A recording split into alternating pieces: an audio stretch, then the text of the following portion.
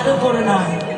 বিবেকানন্দ বললেন, জীবে প্রেম করে যেই জন সেই জন সেবিছে ঈশ্বর। এই ভগবান কোথায়? স্বর্গে, মক্কায়, মদিনায়, দ্বারকায় না, বহুরূপে সম্মুখে তোমায় ছাড়ি কোথায় খুঁজিব ঈশ্বর। জীবে প্রেম করে যেই জন সেই জন সেবেছিল ঈশ্বর। সর্বপ্রথম পরিচয় হলো আমরা মানব। যখন ভগবান সৃষ্টি করলেন সর্বপ্রথম এ জগতে তিনি সৃষ্টি করেছেন মানব। তারপর দুইটা জাতি, একটা নারী একটা পুরুষ, এই দুইটা জাতির সৃষ্টি করেছে, একটা নারী আর একটা পুরুষ। তারপর এই নারী পুরুষ থেকে সনাতন ধর্মে আমরা নাকি 36 জাত হয়ে গেছে, তাই না? হ্যাঁ 36টা। আসলে বর্ণ তো 4টা, ব্রাহ্মণ ক্ষত্রিয় অবশ্য শূদ্র। আমরা এখন বলি 36 জাত হয়ে গেছে, কিন্তু ভগবান এতগুলো সৃষ্টি করেনি, করেছে একটা নারী একটা পুরুষ।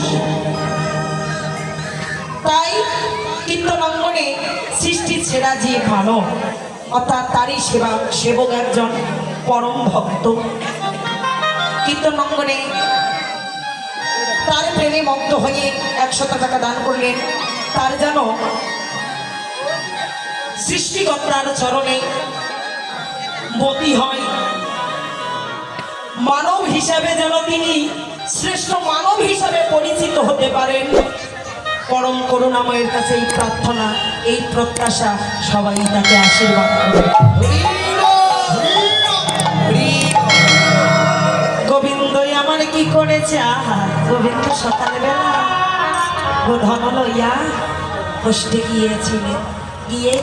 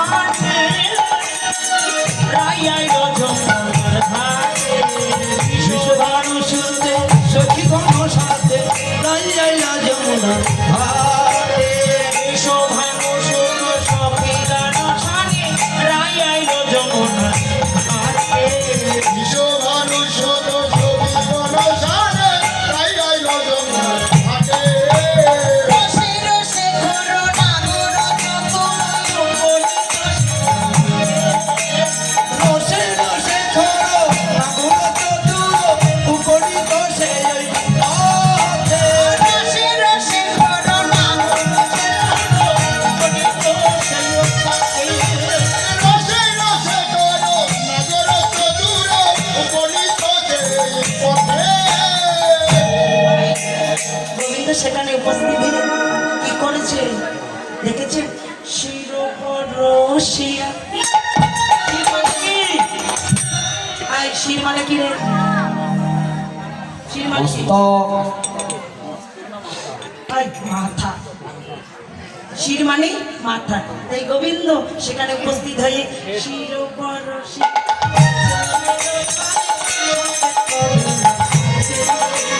শিরোপরশিয়া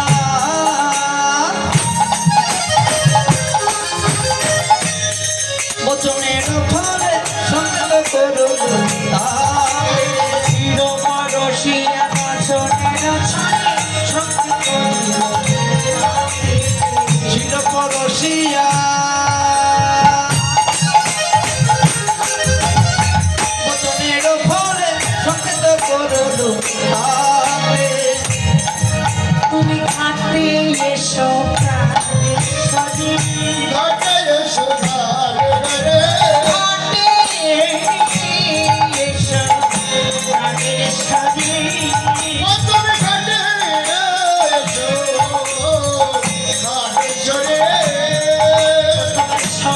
লইয়া সহচরী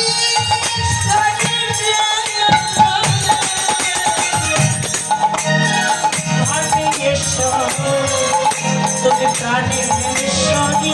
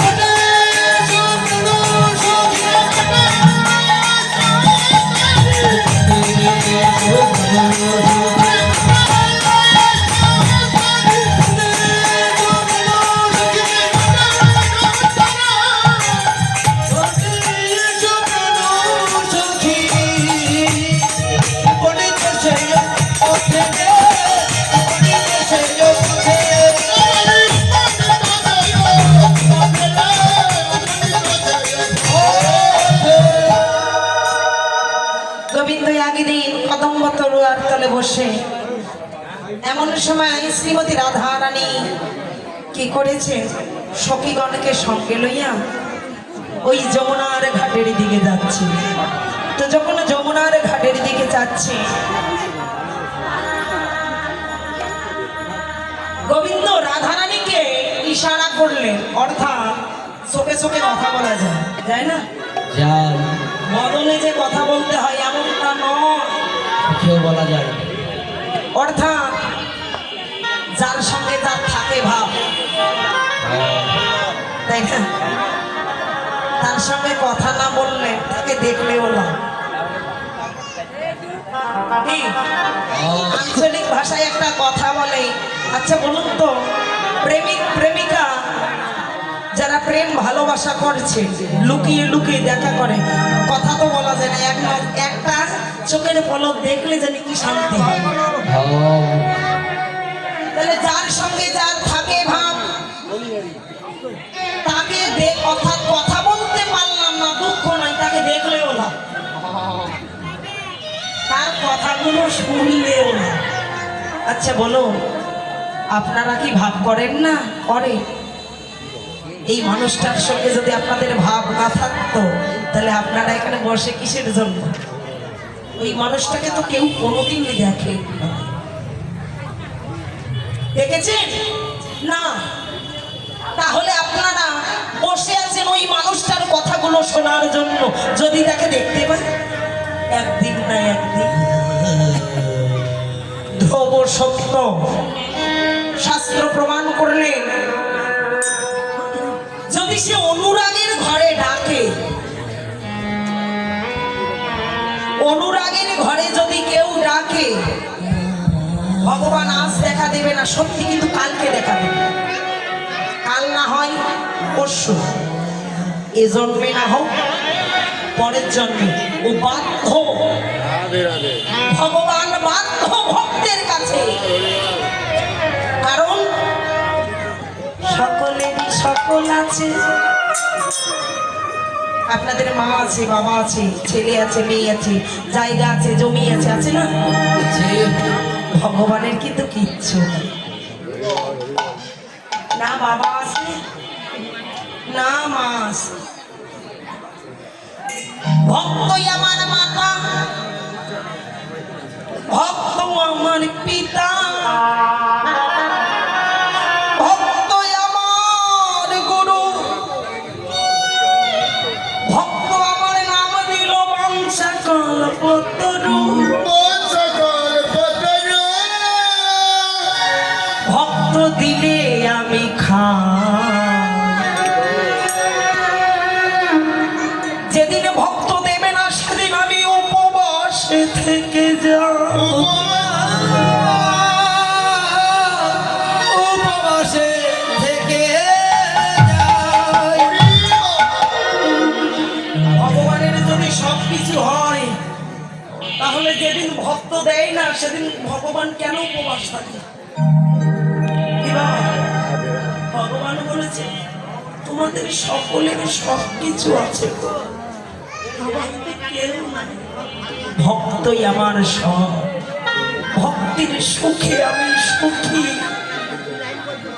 ভক্তের দুঃখে আমি দুঃখী। ভক্ত আমাকে যেদিকে ঘোরায় আমি সেদিকে ঘুরি।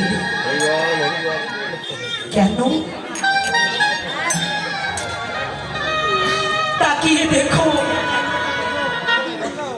অনন্য চিত্তের সহিত ভগবানকে যারা ডাকে, ভগবান বললেন আমার জন্য এক বিন্দু নয়নের জল বরিশন করো।